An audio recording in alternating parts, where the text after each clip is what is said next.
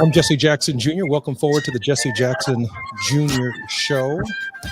Today we have so many issues that are in front of us, and I can't think of anyone in the entire nation who is better positioned than to handle these issues in the hour that we have together, other than Reverend S. Todd Yeary, PhD, Esquire. Todd Yeary is the principal of the Yeary Firm, a Maryland based litigation and government relations firm, and also serves as senior pastor of the Douglas Memorial Community Church of Baltimore and affiliates. Dr. Yeary is also the former chief executive officer of the Rainbow Push Coalition, the international human and civil rights organization founded by the Reverend Jesse Jackson. Dr. Yeary's social justice work includes having served on the national board of the National Action Network from 2015 to 2021, past political action chair for the Maryland State Conference of the NAACP, as co-founding principal of Community Churches and Community Development, Inc., and as founding principal of SALT, Strategic Advocacy and Legislative Think Tank, a faith-based public policy collaborative that works on regional and national empowerment strategies impacting disaffected communities. He's often called upon to facilitate creative conversations that solve challenging public policy problems. Dr. Yeary, welcome to the Jesse Jackson Jr. Show. My brother and my friend, it is good to be with you. Congratulations on your show, and I'm glad to be able to support and share in this conversation today. Dr. Yeary, in the first segment of our show, which is our briefest segment, I'd like for you as a lawyer and as a minister, and while we may not be able to cover it all in the about 4 minutes that I'm about to give you, can you lay out for us the legal history of our journey in civil rights, where we find ourselves today against the backdrop of the onslaught that was represented by the November election? Well, you don't start with the easy ones. You come at it hard. Let's start with the framing of the Constitution. That in the original form, the part that was ratified, we know that there was actually a reference to slavery with a particular end date. That there was a particular condition assigned to a certain group of people. And so when we look at the preamble of the document, the people, is a bit confusing because we didn't include all of us, and Mm. the people has a particular definition that did not include us. And so we were stymied from the framing of the constitutional document, and it translated into our very lived reality. Mm. It was reinforced from time to time with a number of key civil rights cases. We don't have time to go through all of them here, but we all know of the Dred Scott decision. That key decision that indicated and established that Dred Scott did not have standing to bring a suit about his own freedom because not only was he not a citizen, the Chief Justice who wrote the opinion said it was never intended in the mind of the founding fathers that Black people would have any legal standing. And so we were denied not only our citizenship, we were denied humanity all the way through the Civil War. When the Civil War ends, after the Emancipation Proclamation not only made reference to liberating those who were held captive in the rebellion states, it actually freed up the opportunity to rely upon Black soldiers in the North to save the North for what was an imminent loss and demise. And so when the Union was saved and the 13th, 14th, and 15th Amendments were ratified, and for the Southern states in rebellion, ratification becoming part of the condition to come back to the Union, we then saw every effort to undermine those commitments by challenges to the Supreme Court. There's a number of cases called the civil rights cases that were heard and decided in the 1870s. We know the Civil Rights Act of 1866 that established the Freedmen's Bureau and the opportunity to make sure that those who were formerly held captive would have the same rights as whites. There was a concerted effort to cut back all the way until we get to Plessy versus Ferguson, separate but equal.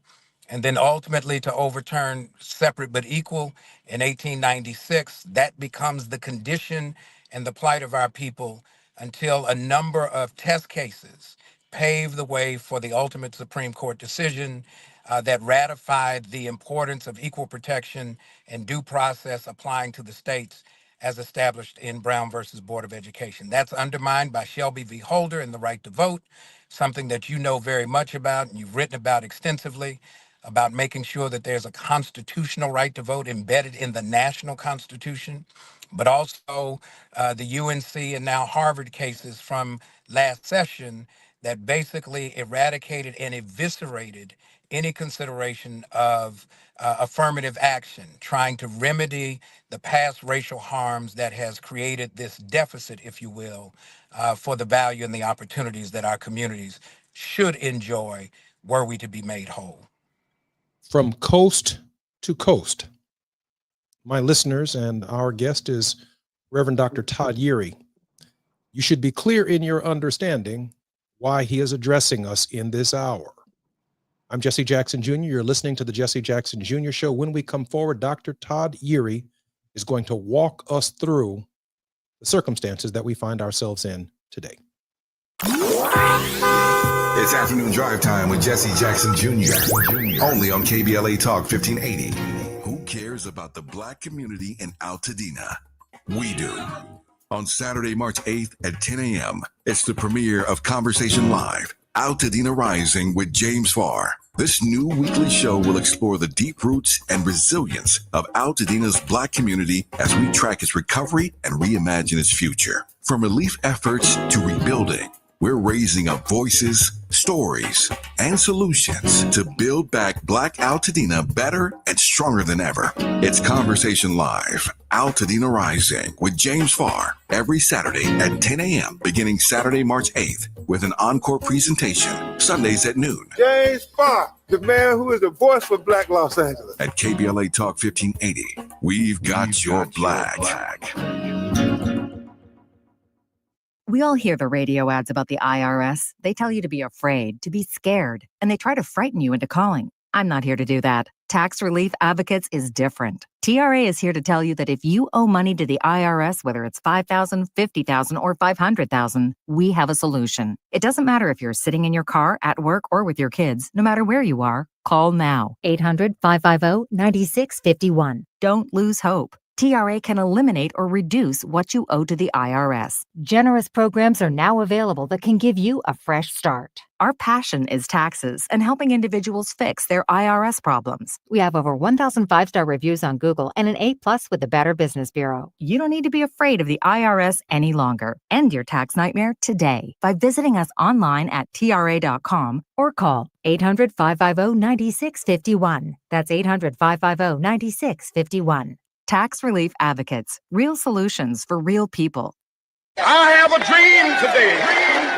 The road to freedom wasn't paved with just big moments. It was built day to day, step by step, voice by voice. This February, experience Black History Month through the stories that shape Los Angeles and beyond. KBLA Talk 1580, where Black history lives. Now back to more of Jesse Jackson Jr. on KBLA Talk 1580.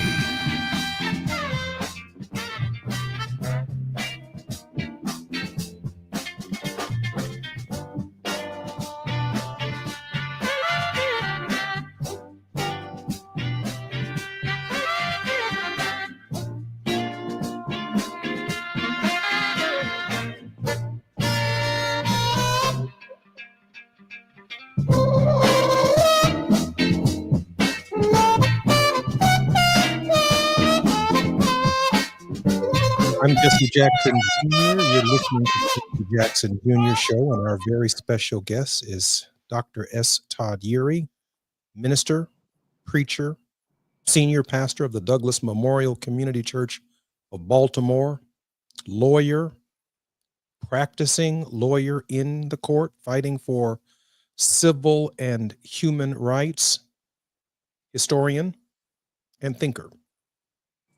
One of the most trusted allies of the Reverend Jesse Jackson, a number of our civil rights organizations, has been the thinking of Todd Yeary. Todd, welcome back to the Jesse Jackson Jr. Show. Man, it's a thrill. That's all I can tell you. Todd, yesterday, Reverend Dr. Michael Eric Dyson was my guest in this National Hour. And he reminded me that the 1964 Civil Rights Act, really in furtherance of Brown versus the Board of Education, along with the Voting Rights Act of 65 and the subsequent public accommodations, the crowning achievements, if you will, of the civil rights movement, that the Dixiecrats came together in the 1964 Civil Rights Act to oppose the Civil Rights Act. And the way in which they sought to oppose it was to add all kinds of terms to the 1964 Civil Rights Act, thinking that they might be able to discourage people from voting for it. Ultimately, it passed. And what they added to it was civil rights protections for women, civil rights protections for the disabled, civil rights protection for the LGBT community, gender-based discrimination. All of it in the 1964 Civil Rights Act that really grew out of the struggle for, after Brown versus the Board of Education, the death of Emmett Till and Rosa Parks sitting in and Dr. King coming to her rescue and Jimmy Lee Jackson getting killed and the Selma to Montgomery campaign, that entire environment where James Orange was almost lynched in Marion, Alabama. Today, the Supreme Court appeared virtually certain to side with an Ohio woman who lost a reverse discrimination suit against her employer when her gay boss decided not to promote her. She lost. She appealed her case to the Supreme Court. And now the Supreme Court appears to be willing to side with her in support of her reverse discrimination lawsuit, potentially setting and establishing a precedence. Now, if you take the terms out, gay and white female, and you have an African American or a white male trying to get a job at an HBCU or in a predominantly Black firm or in some other agency, the players are not necessarily as significant as the precedents established by the case. And the Supreme Court appears to be siding with the idea that white women, white men have been discriminated against by gays and lesbians who are employers. But it's also the same case that can say white men and white women have been discriminated against by Apple Computer or by Amazon or by Starbucks or by working at an HBCU. Please break down for us the consequences of a precedence-setting case for reverse discrimination. So this is another case. We remember the Bakke case from the 70s. The first notion of a specialized legal term that applied exclusively to one group and one group alone. Reverse discrimination is a legal fiction, but what it does is it creates a special protection for white, mostly men under Bakke, but with the case presently before the court, white heterosexual men and women, to create this special standing before the law that we have a place that is solidified by our claim that says we have priority and therefore white privilege is grounded in statute. And if you don't ascribe to this, then obviously you're out of line with the law. Here's where this is taking us, ever so scarily. This notion of a special category is exactly what the current administration, the current president, has run on not once but a second time. When we look at a popular vote this time, along with the Electoral College, and we know that there's all kinds of analysis there, there is this uprising, this white lash, if you will, that says we've had enough of this thing called DEI. We've had enough of this inclusion of certain people able to claim certain things. But you mentioned something in the 1964 Civil Rights Act: diversity, equity, and inclusion in terms of its broad consideration made room for the big tent. The notion of as your father Reverend talked about, the rainbow, making room for red, yellow, black, brown, and white. We're all precious in God's sight. And all of those considerations, folks who were discriminated on the basis of ableism or disability had an opportunity. And so folks who were just out of hat as part of the standard reality, if you were not, remember there was a time when you would get a letter that says you could not be admitted to a state graduate school, particularly in the South, because you were black, not because you weren't qualified, not because you couldn't meet the uh, the the criteria for graduation, simply on the basis of a legal fiction that now has a sliding scale for what it means. If you look at the American Community Survey right now, and you look at where you have to deal with racial designation, the definition of white has now morphed. It's not just in terms of European lineage. It'll say German, it'll say Irish, it'll say English, but then it'll say Lebanese or Egyptian. Kind of this curious inclusion that seems to fit a political expediency designed to reinforce certain outcomes, where now when we play it out today, we now have this interesting gold card being proffered by the current administration that we're going to sell citizenship. So if you can afford to pay the price, you can't be born here. They want to get rid of birthright citizenship if you're a certain person.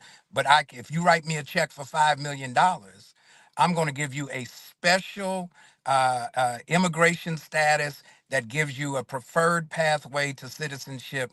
That means that now we include you. And I think it's going to be exclusive to that broader definition of whiteness and heterosexuality that feeds this religious right paranoia that somehow or other whiteness has been put upon by the notion of inclusion, and heterosexuality has been put upon by the notion that we would have LGBTQIA plus consideration, where folks who love who they love have an opportunity to still participate in this great fabric that we want to claim is the model for the rest of the world. Dr. Yuri, expand upon the idea of the religious rights paranoia. We often hear in our community discussions about white supremacy and white privilege, but they have a theological foundation. Dr. King would have argued that they saw themselves essentially as right in their cause. Um, Remember, the letter from a Birmingham jail is written to Dr. King argues are sincere clergymen who are asking the questions of why African Americans are willing to go to jail and fight for their civil rights and risk, if you will, their lives on some Jericho road in the Deep South. But Dr. King was very clear for those of us who just saw them as racist and just saw them as white supremacists. He said there is a sincerity in their theological understanding as to why they advance their purpose. Help our listeners understand that sincerity and the inaccuracies from our theological point of view. Well, this is where I can give you a whole list of great Bible scholars who can certainly lay out how the distortions extend throughout history. Amongst the most common, the curse of Ham, that those who were descended of Ham were cursed to be slaves of the descendants of the other siblings. And Ham, meaning black, meant that black folk were biblically bound. Therefore, when we get to Paul's writing, slaves obey your masters, being the constant refrain in the plantation church, where If you went to church with your master, you stood in the balcony, and the notion of raising your finger was to note to the usher that you had made eye contact with your master and had permission to be able to move from that balcony. So the tipping out with the finger is not something that I recommend. It is actually part of a subservient notion that you need permission before Mm, you have agency. And so this is inbred in the practice of Western Christianity, particularly going back to the antebellum days. We know the AME Church is birthed out of that notion of resistance. Other denominations, we know there were splits, denominational splits over the issue of slavery. You have a Southern Baptist convention because Southern Baptists, relying on slave labor, did not believe that there should be liberation that would change their economic expectation. The Presbyterian Church split north and south. You had splits within the Methodist framework because there was inconsistent adherence to the hierarchy of racial priority that they claimed was uh, bred and bound in Scripture. And until there was counter interpretation grounded in solid scholarship that could not be challenged, there was this automatic sanctioning that Jesus is white with blonde hair, blue eyes, and that divinity reflects those who have priority and hierarchy, supremacy in the ordering of society, and therefore everybody else just take your number and see where you fit in or fall in because we know who's at the top. And that gets reinforced in this notion that 11 o'clock on Sunday morning is the most segregated hour in the country. Well, that's not necessarily because there's an issue with black people not wanting to go to church with white people. It is that the fundamental existential reality from which we bring our frame of reference is so divergent that we've got to be in a place where not only do we hold on to our sanity, but we recommit in our minds that we still have to be about the struggle of liberation, because liberation, as Dr. King pointed out, was not just about liberating black folk. Paulo Freire says, if the oppressor is going to be free, the oppressed must also be free. Otherwise, they too remain bound to the very injustice that they have perpetuated mm. because they have to reinforce the structure as it is. In the final 4 minutes that we have in this segment, maybe 3.5, can you share with us your thoughts on the prophetic voice of the Black church, of Black ministry, and why it is so critical that it offer clarity at this hour? So that prophetic voice is a very diverse voice. We know from the civil rights movement that this wasn't about the majority of black preachers or black churches being part of the movement, but reaching what I call critical mass, that there were significant voices in significant places doing enough to inspire a resistance that allowed for us to get momentum to change the plight and the conditions of our people.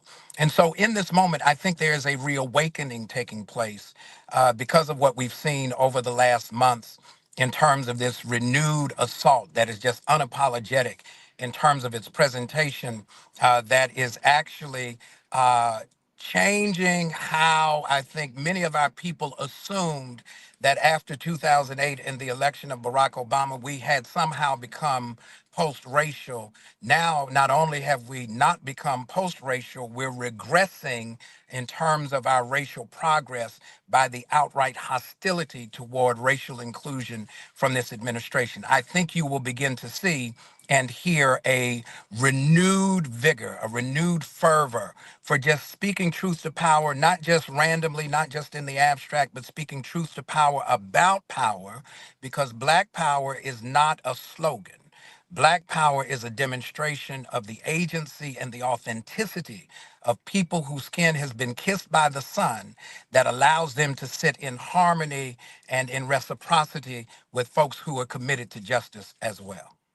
You know, Dr. Uri, I hear that in the sermons of Ebony Marshall Turman, and I hear that in Reginald Sharp. I hear that in Charlie Dates. I hear that in William Barber. I hear it continually in Reverend Sharpton, and certainly in the ministry of Reverend Jesse Jackson, and certainly in your ministry. And we are so grateful for these African American clergymen, Otis Moss III, who offer such critical context and spirit energy to our nation and to our community at a time when our very spirits are being challenged. I'm Jesse Jackson Jr. You're listening to the Jesse Jackson Jr. Show. My very special guest is Todd Yeary, Reverend Yeary. When we come forward, we have more questions about what we can expect in the Donald Trump era. It's afternoon drive time with Jesse Jackson Jr. Only on KBLA Talk 1580.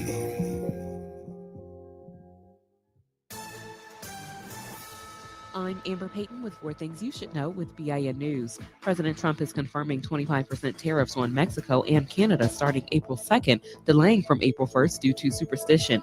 He also plans 25% tariffs on the European Union, claiming it was formed to, quote, screw the U.S., end quote. The Florida Democratic Party is calling Black Republican Byron Donalds a dangerous opportunist who is unfit to be governor. Chair Nikki Fried says he's unpopular, skips votes, defends insurrections, and promotes revisionist Black history. Black New York City Mayor Eric Adams' lawyer is moving to dismiss corruption charges after leaked documents claims he offered to aid President Trump's deportation plans for Department of Justice leniency. And Black Maryland Attorney General Anthony Brown is joining a bipartisan push urging Congress to tackle organized retail crime, citing its impact on businesses and communities. The crime has caused over $121 billion in U.S. losses. Get BIN News on demand 24/7 on the iHeartRadio app. If you or someone you know is affected by the Los Angeles wildfires, you are not alone. No matter how sad, scared, or heartbroken you feel, CalHope is here for you and all those affected by the devastating wildfires. Find free, safe, and confidential mental health support at calhope.org. This is the KBLA Sports Minute with Ray Richardson. All of a sudden, the Lakers are only 2 games behind Memphis for the number 2 spot in the Western Conference. The Lakers are 4th in the West, which assures them of a first-round bye in the playoffs. But the way the Lakers are playing lately, they have a legitimate chance to improve their playoff seeding. The Lakers, 8-2 in their last 10 games, play their next 5 games at home. This late season surge is a direct result of the Luka Doncic trade and LeBron's impressive play after his 40th birthday. Since turning 40 on December 30th, LeBron is averaging 26.2 points, 7.8 rebounds, 8.4 assists, and shooting 51%. LeBron's 39% shooting on three-pointers is tops among all NBA starters. As for Doncic, the Lakers are 7-2 since his arrival earlier this month. The Lakers have 26 games left in the regular season. If the Lakers can stay healthy, they could be a strong contender for the Western Conference title in the playoffs. No debates, no speculation, just the info you need. That's your KBLA Sports Minute. I'm Ray Richardson on KBLA Talk 1580.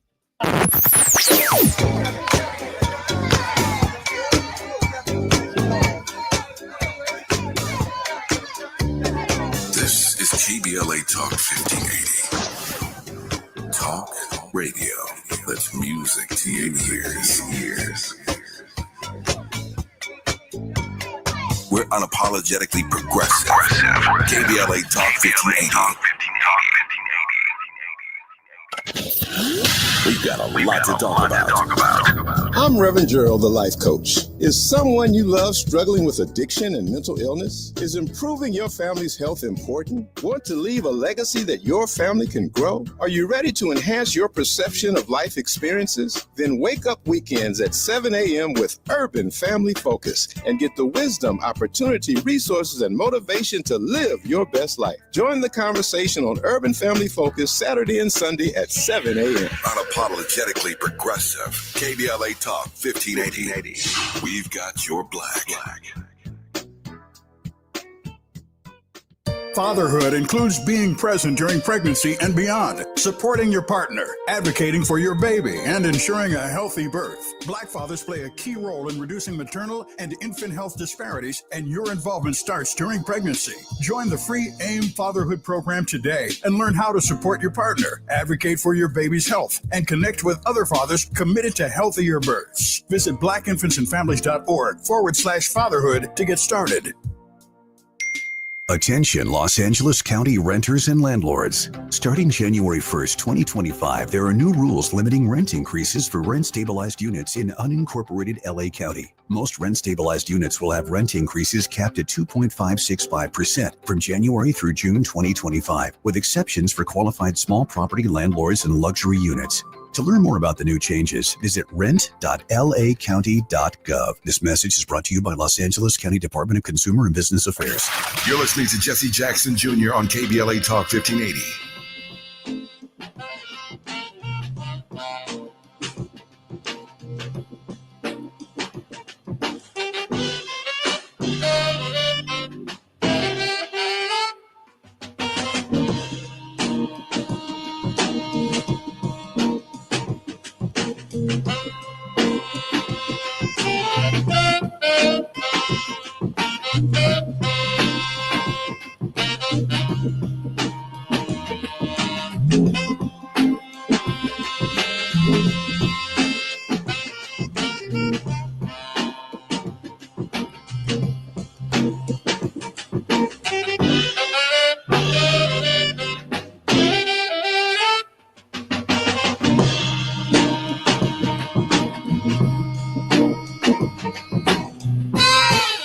I'm Jesse Jackson Jr. You've been listening to the Jesse Jackson Jr. Show. We are now forward with Reverend Dr.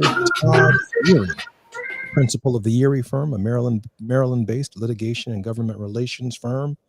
He's a pastor, a minister, a lawyer, a practicing preacher, a PhD. Dr. Erie, welcome back to the Jesse Jackson Jr. Show. I think I have you muted, Doc. Aha, that would be a good catch. You were on such a roll. I didn't want anybody to hear me shout, so I had to mute my mic. Amen. Dr. Erie, before the break, we were talking about the prophetic tradition of African American preachers and what that means. And Dr. Dyson really did dig deep for us yesterday in our ability as a nation to speak truth to power.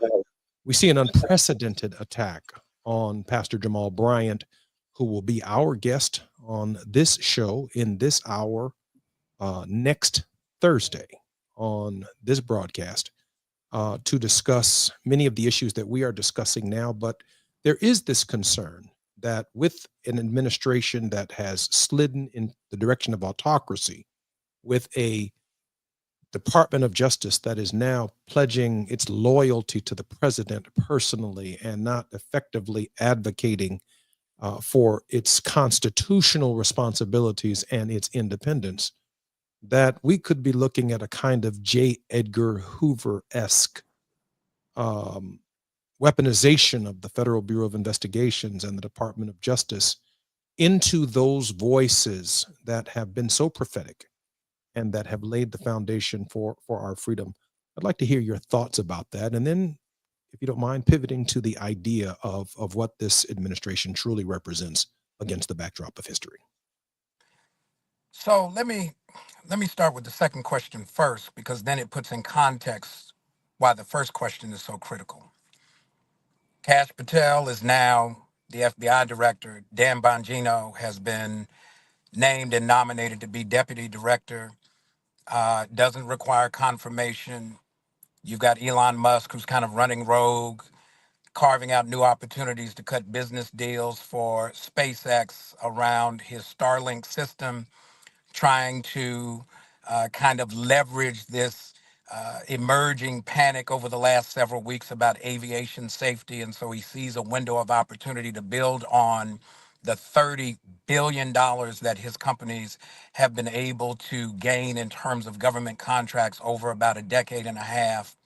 When we consider how the exploitation economically is taking place, this isn't a sliding that this administration is taking. They are bulldozing their way in to such a degree that what we may see come out of this Justice Department will make, and the FBI will make J. Edgar Hoover's work look like kids' play. Or Pam Bondi's threatening of states and companies that refuse to adhere to the administration's interpretation about for what equal employment opportunity really means under the law. Those are things that say, okay, we that moment is here. We're not easing into it. We're not trying to figure it out. The curtains are up. The lights are on, and this they move the furniture around, and this play has changed into a different act. That then requires a critique, a substantive critique that not only strengthens the resolve and the resilience of the people who are put upon, but also marks a pathway for them to be able to claim agency as part of their own sense of resistance in their own fight for liberation. And so that's where the black preacher, male and female, you called some of the names, but you've got to have a Gina Stewart or Vashti McKenzie or a Bishop Yvette Flunder and on and on and on. We can go down that list, right? This is where we stand with one foot in the pulpit, the other in the public square, to be able to talk about the relationship between what's in the book and what's happening in my lived reality.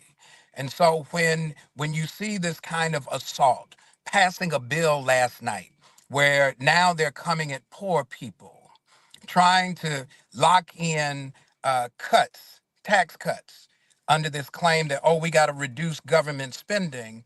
And yet you won't really reassure poor people that you're not going to make cuts to Medicaid, or you may not come against the concerns of the elderly with Medicare, or you're going to be punitive as it relates to SNAP benefits. Somebody has to be able to critique that, because what we see is the complicit behavior of the members of Congress.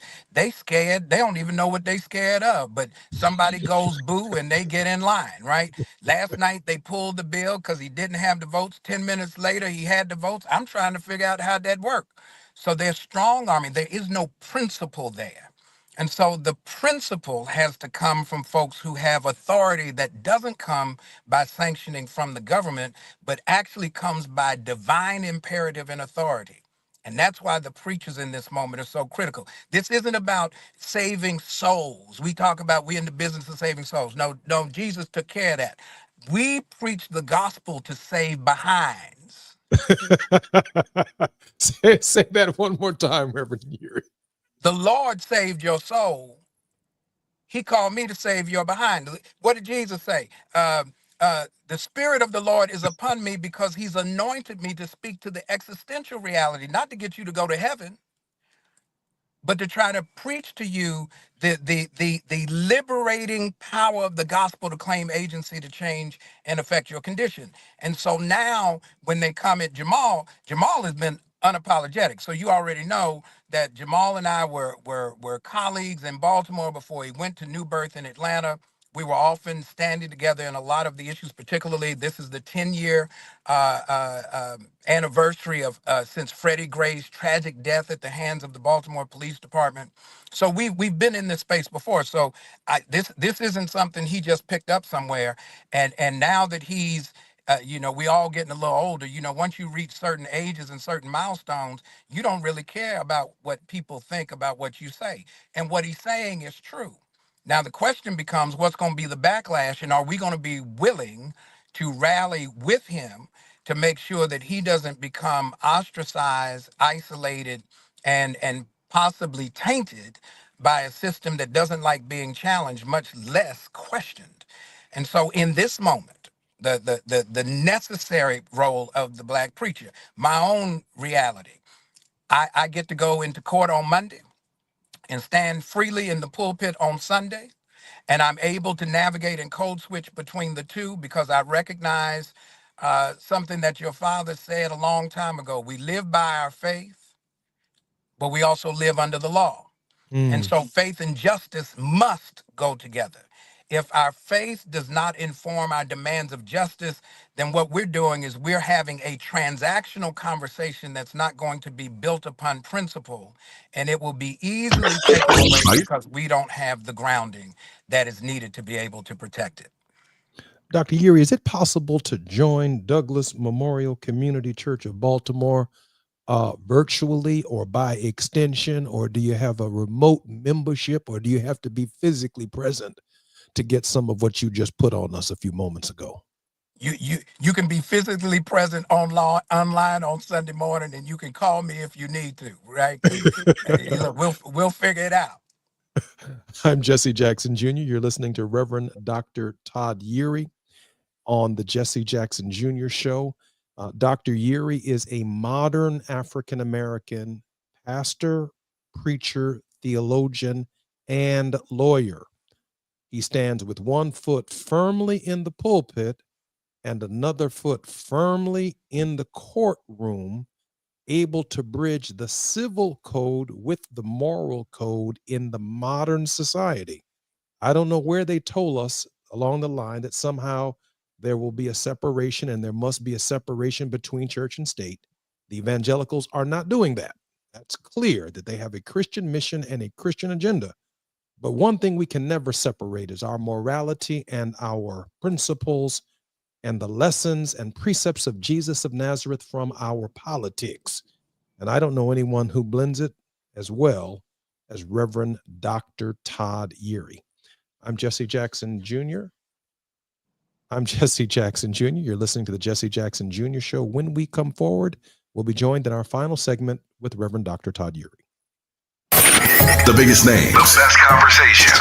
You're riding with Jesse Jackson Jr. on KBLA Talk 1580. February is Black History Month, a time to celebrate the achievements and resilience of Black communities. But it's important to address health disparities in diseases like asthma. In the U.S., Black Americans are approximately 5 times more likely than white Americans to be hospitalized for asthma. But there's hope. Managing your asthma is possible with regular checkups, using prescribed medications correctly, avoiding asthma triggers, and creating an action plan with your healthcare professional. Take control. Your health is your power. To learn more about asthma, visit luma-edu.com. This message is brought to you by Amgen and AstraZeneca. Sometimes we lose, sometimes we win. Sometimes we try to fit it all in. Sometimes we don't know what's in store. Sometimes we find what we're looking for. Sometimes we're rolling easy and free. Sometimes 1 and 1 makes 3. So much to love along this ride. That's why Nationwide is on your side. Nationwide Mutual Insurance Company and Affiliates, Columbus, Ohio. Downy Rinse and Refresh. Break up with stinky clothes. Rinse it out. Every now and then I get a little bit tired of the stinks that just will never come out. Oh, Downy in the rinse straight. Every now and then I rinse it out. One wash and it delivers. One wash, it smells so clean. Downy Rinse and Refresh, it's a dream. Downy Rinse and Refresh. Fights odor in just one wash. Guaranteed. KBLA Talk 1580. We've got a lot to talk about. KBLA Talk 1580, connecting you with services and solutions. LA County's new Justice Care and Opportunities Department, or JCOD, is here to support justice-involved individuals and their families. The JCOD Support Center is now taking calls at 1-833-LACJCOD. That's 1-833-522-5263. Available 7 days a week from 6 a.m. to 11 p.m., the Support Center is your one-stop shop for re-entry issues and court support. They offer court reminders, connections to local services, transportation assistance for housing, court appearances, and childcare. The JCOD hotline provides personalized help to connect you with services that you need. And don't forget to check out justiceconnect.org for more information. Remember, it's free and available every day at 1-833-522-5263. This is a community call to action from KBLA Talk 1580. Lena Bloom for the Bail Project. Imagine you're stuck in a jail cell and you can't afford bail and someone offers you a way out. Just plead guilty and you can go home and kiss your kids goodnight. What do? What thousands have. You plead guilty whether you are or not. Cash bail makes poverty a crime. That's why the Bail Project helps those who can't afford it while fighting to end cash bail, because freedom should be free. Brought to you by the Ad Council. Small businesses are the heart of America. But you don't have to go it alone. As the nation's largest nonprofit resource of expert business mentoring, SCORE has helped millions of entrepreneurs build their businesses for free. Get the connections, education, and guidance you need with SCORE. We're ready to help. Find a mentor today at score.org. Now back to more of Jesse Jackson Jr. on KBLA Talk 1580.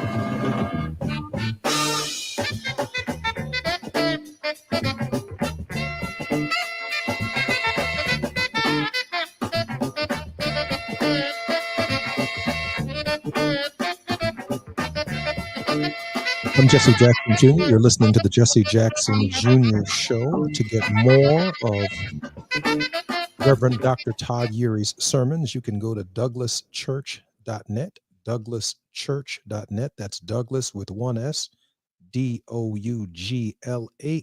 church.net. Reverend Todd Urey is a very special kind of preacher.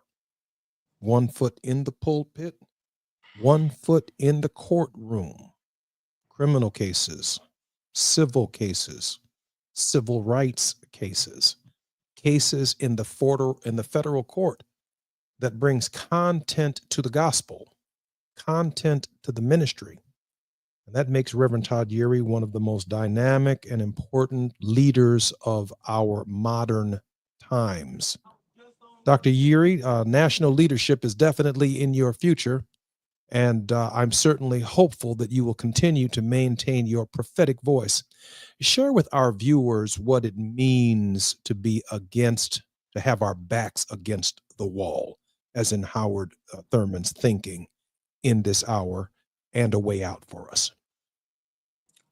Well, in a somewhat fortuitous frame, when your back is against the wall, you can't retreat any further. The only way to move is forward. Now, the question becomes how and when. And so I think in this moment, we have been navigating this retreat or this regression, if you will, and we're disappointed. Quite honestly, I think there's a lot of grieving going on in our community. One, because we thought there had been this authentic progress that seems to have been, for lack of a better term, fleeting, right? The work that has happened since the 60s. And let's be mindful of where we are in terms of the historical moment. We are in a milestone decade. The Freedom Summer, 64, Civil Rights Act, 64, Voting Rights Act, 65. The decade of the 60s saw everything from Medicare to Medicaid to SNAP to higher ed programs put in place to Peace Corps being established. These policy shifts that created opportunity, the HUD Act, right? Housing and Urban Development, where Section 3 is such a robust part of the ability to make sure that you don't just ride on the backs of the poor, but you must include them in the economic fortunes of development that involves federal money. Where we are, when our back is against the wall, we got to be real clear. We can't moan, groan, whine, complain. Reverend would often tell me when I get frustrated, because, sometimes we have those moments. He said, now's not the time to get disgusted. Now's the time to get determined.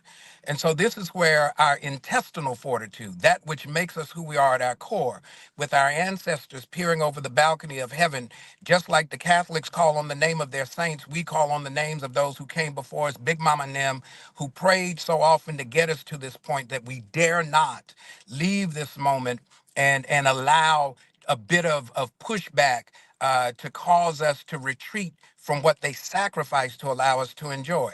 And so this is a moment for us to first of all, we got to get up, then we got to stand up, then we have to step up, and we have to speak up. But we also have to rise up in this moment. And it is across the board. Here's where they're coming. They're not hiding their hand. They're not lying to us anymore. You get one signal from Justice Thomas that Brown versus Board of Education was wrongly decided. We already know where they're going. The 14th Amendment has been a thorn in the side of the states since we started dealing with that application with the test cases that came out through the civil rights era. We know that they're coming after Title VI. We know that coming after the Department of Education is a bit of a ruse, but what they're really trying to do is get back to the ability to use federal funds for private interests, which is what they tried to do to counter the impact of Brown versus Board of Education in the first place. We cannot be in denial about our history. I don't care how much they try to revise it, how much they say we can't talk about no history that is hostile to this mythology of this American exceptionalism that somehow makes slavery a job training program. Look, at this moment, if anybody's going to tell the truth, we got to tell it. And we don't need sanction to put it on a curriculum somewhere. We never did have sanctions. So where did we tell it? We told it in the basement of our churches. We told it on the corners with our crew. We taught it in our own Saturday schools when we were learning how to be civically engaged. Now's not the time to retreat. Our back is against the wall. Unless you're going to break the wall down and keep going backwards, the only place is to move forward. And it requires first a sense, not that you're asking for permission, you're demanding justice. There is a difference. And just like this president isn't asking permission for all of the wreckage he is imposing upon the government in real time, we owe no apology, nor are we going to ask for permission to resist him with everything that's in our being. If it's in the church on Sunday, or in the courtrooms on Monday, or in the voting booths whenever the election comes up, or in the council meetings and the board meetings whenever they meet. Listen, let's take a field trip. Let's show up at a city council meeting across the country and go sit together just to observe what they're doing. The first thing they're going to want to know is, why are y'all here and what do you want? Well, I'm glad you asked, because we have an agenda. Dr. Yuri, we have about 3 minutes until the top of the hour. What does that resistance look like? Everyone is struggling, as you indicated, with some form of depression, some form of scariness. I think that's the word that you use. There's some sense of ambivalence, some sense of pain because of the retreating nature of the law. What does the modern resistance look like? We see some targets on target. We see some boycotts emerging. But what is an effective way of addressing the size, scope, and scale of the problem that our country confronts? Well, acknowledge the grief, all right? Yeah. And then blow your nose, wipe your eyes, and get up. And let's realize that there is a strategy. We've learned it before. It's time to practice it again. When they start removing just kind of carte blanche, even out of corporate media spaces, certain faces, certain perspectives, then it's not just we gonna boycott them. We gonna boycott those who actually pay the ad money that sustains them. Let's look at that list. Let's not just go after a target.